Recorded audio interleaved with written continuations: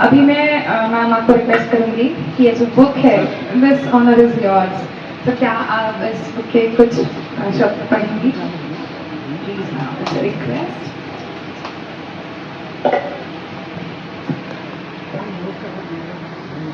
बहुत बहुत धन्यवाद।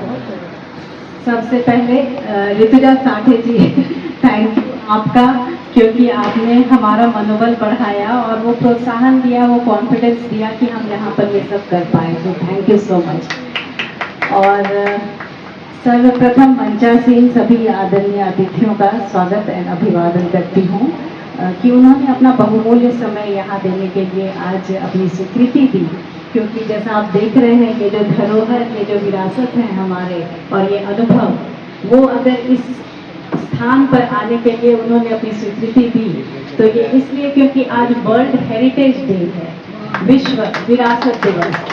तो ये जो विरासत और अनुभव है उसका समागम अगर इस नए सेटअप, ये जो आधुनिकता है, जो नई जनरेशन है, उन तक नहीं पहुंचे तो ये कहीं ना कहीं कड़ी टूट जाएगी। तो मुझे बहुत खुशी है कि आज ये समागम यहाँ पर हुआ है, हिंदी का, अंग्रेजी से, और ये अनुभव का नए जनरेशन से, नई पीढ़ी से, और मेरी मातृभूमि का, मेरी कर्म भूमि से। तो ये बिहार, महाराष्ट्र, हिंदी, अंग्रेजी, अनुभव और नई पीढ़ी, इन सब का समागम आज इस महत्वपूर्ण दिवस पर है, तो मन बहुत ज़्यादा भावुक हो गया है।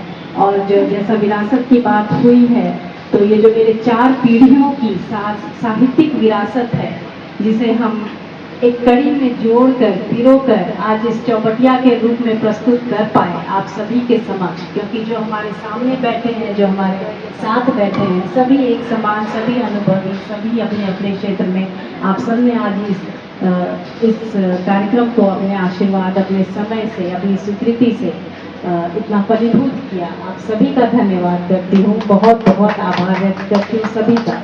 और हमारे जो संयोजक हैं और जो इस पुस्तक के और मेरे सूत्रधार हैं मेरी साहित्यिक यात्रा के, नीतीश राज जी, लिटेरिया इनसाइड, उनका भी धन्यवाद करती हूँ।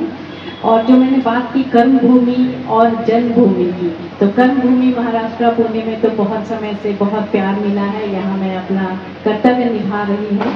और मेरे जन्मभूमि में कुछ वापस कर देने के लिए मुझे एक प्लेटफॉर्म जो मिला है वो है लेट्स इंस्पायर बिहार, जो आदरणीय विकास वैभव सर द्वारा चलाई गई मुहिम है, जो पिछले 4 वर्ष से अपना काम कर रही है।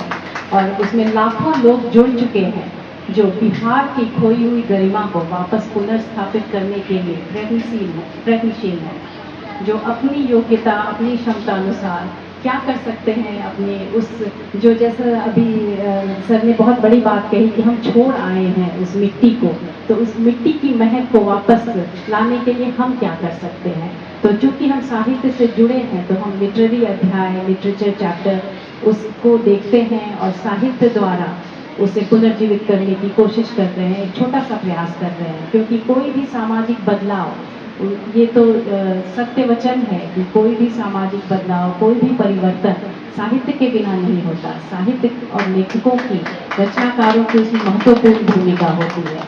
तो ये किताबें, साहित्य, ये समा और ये शाम, ये हम सब के लिए बहुत महत्वपूर्ण है। और मैं आशा करती हूँ आप सबको भी अच्छा लगा हो। और लेट्स इंस्पायर बिहार के जैसे बहुत लोग हैं, हमारे रुपेश जी आए हैं, विद्या जी, आप लेट्स इंस्पायर बिहार से तो नहीं है लेकिन आपसे अभी मुलाकात हुई है, तो आप भी बहुत सारी भाषाओं के साथ जुड़ी हैं। जी जी जी बिल्कुल, तो सब लोग जुड़े और सब मिलकर के कुछ, हमारे कवि जो आए हैं महाराष्ट्र के, तो जी, तो और ये जो यंग जनरेशन है हमारा, सभी लोग, तो सबसे, क्योंकि कहानियाँ तो मैं आग्रह करूँगी आप लोग पुस्तकें ज़रूर लें और कहानियाँ पढ़ें और अपने अपने विचार व्यक्त करें।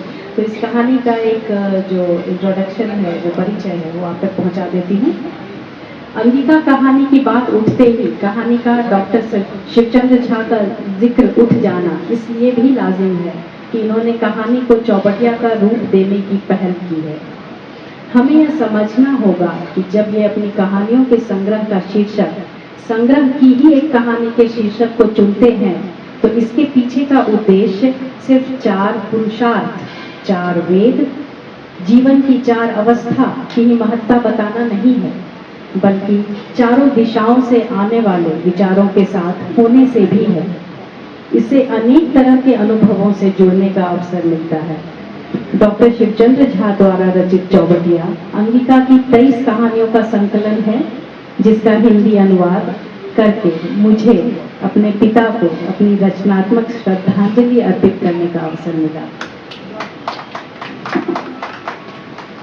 अंग प्रदेश अंगिका भाषा की संवेदना और उसकी महक को अपने हिंदी रूपांतरण में अक्षुण्ण रखने की मैंने कोशिश की है और एक छोटा सा प्रयास किया है और उम्मीद करती हूँ सभी लोगों को ये पसंद आए। धन्यवाद।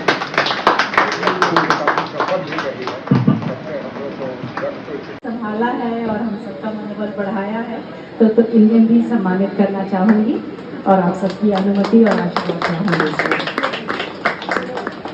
लेकिन आपने सब कैसे अनुवाद किया और एक भी शब्द आपको ये नहीं हुआ कि कठिन नहीं गया उसमें से, ये मुझे उत्तर चाहिए आपसे, सवाल जवाब चाहिए मुझे।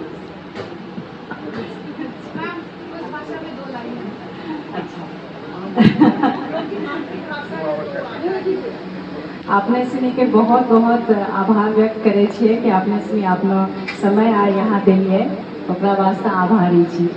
ये अंगिका भाषा है और जो आपने कहा सरल भाषा है, तो इसमें कुछ भी कठिन नहीं लगा मुझे। और जैसा सर ने एक बात कही थी कि मातृभाषा ही वो भाषा है जो हमारे साथ रहती है, तो हाँ, मातृभाषा मेरे साथ रही है हमेशा। तो अंगिका मैं बोल पाती हूँ, समझ पाती हूँ और लिख भी पाती हूँ और मेरे लिए ये बहुत अच्छा रहा। और जैसे इतनी सारी उपलब्धियों के बारे में जो इन्होंने अभी इतना कहा, तो मुझे लगता है कि मेरी उपलब्धि नहीं है, ये मेरे परिवार और मेरे साहित्यिक विरासत की उपलब्धि है। शायद उस आशीर्वाद से ही ये सब फलीभूत हो पाया है। बहुत बहुत धन्यवाद।